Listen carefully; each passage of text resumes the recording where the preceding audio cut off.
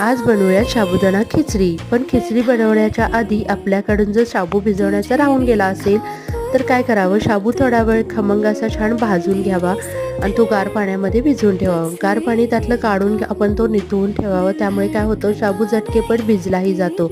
आता खिचडी झटकेपट होण्यासाठी म्हणून कुकरचा वापर मी करणार आहे.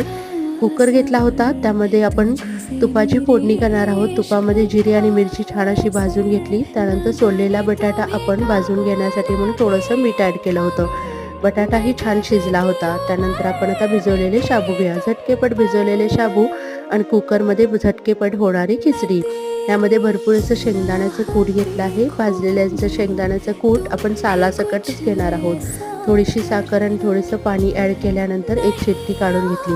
बघू शकता, अगदी आपला शाबू वेगळा आणि सुटसुटीत झाला आहे. भरपूर अशी कोथिंबीर आणि ओलं खोबरं घालून शाबूची खिचडी आपली तयार आहे.